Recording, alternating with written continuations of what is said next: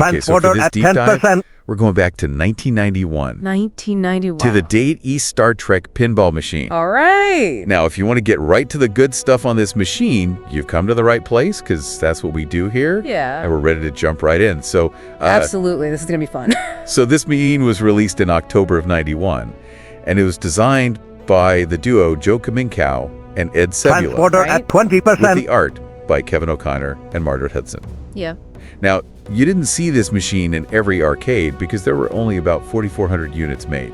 Yeah, that's interesting because that automatically makes this machine more desirable, in the collecting world today. Oh, absolutely. A yeah. limited run like that. Yeah, for sure. But what I think is so fascinating is that even before the release, there were some Transporter real-world at challenges that the 30%. operators faced. Really? Yeah, like just getting these things set up in the arcade.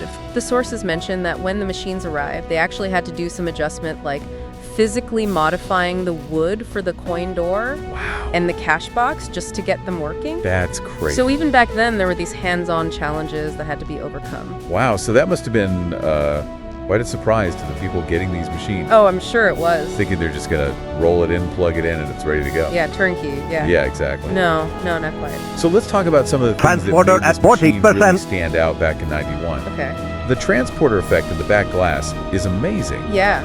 So how did they pull that off? Well, the magic is actually in 2 layers of semi-transparent images, and this creates an illusion of characters kind of like dematerializing and reappearing. Oh, wow. Which was a big deal back then, visually. Yeah. And it really captured that Star Trek, that feeling of the transporter For sure. in a way that Transporter was at pretty 50%. advanced for its time. Yeah, I mean, it's a pretty convincing effect even now. Oh, absolutely. Looking back at it, it's like, wow, they really put some thought into that. Yeah, definitely. Now there's another little detail on the playfield itself. Okay. And it's a mirror. Yeah, the mirror. What was the purpose of that? So in pinball design, keeping the player aware of where the ball is really important, for strategic play. Right. So by adding that mirror, the designers could improve the visibility of what we call the upper lanes. Okay. Those harder to reach areas that trigger all the bonus features. Yeah. So it allows players to really plan their shots without adding a bunch more complicated mechanics to the game. Transporter at 60% power. Yeah, so they're using the design of the machine itself to help the player. Exactly. It's very clever. And it's not just a gimmick, it serves a real purpose. Yeah, and it was so successful that it was later adopted in other tables like Theater of Magic.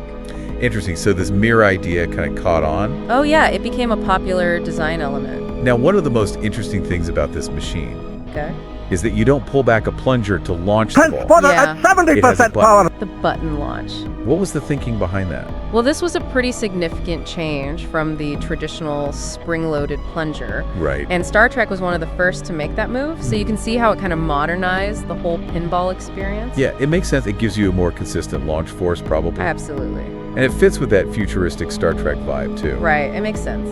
But I heard that there were some issues with the initial Transporter button at design. 80% Yeah, so power. initially they used a plastic button, Okay. but those would break under the constant pounding, Right, of course, in an arcade. Exactly. So they quickly switched to a more durable metal version. Yeah, that makes sense. It's a small detail, but it just shows how the design process, even back then, was constantly evolving.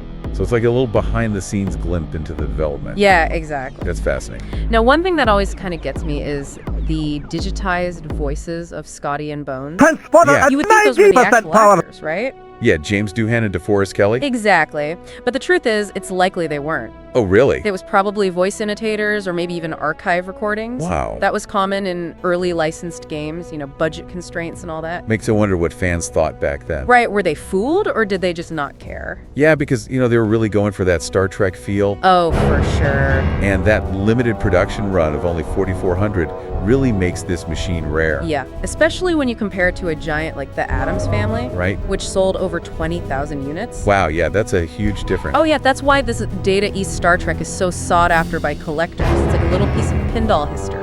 And here's another interesting fact. Okay. Christina Giannoffrio worked on the game's software and sound effects programming. It's not something you hear a lot about, women in those roles back then. Right. Especially in the pinball industry. Yeah, it's really cool to see her contributions recognized. Yeah, it was definitely a male-dominated field. Sure. But there were these talented women like Christina making their mark Now, this wasn't the first Star Trek pinball, was it?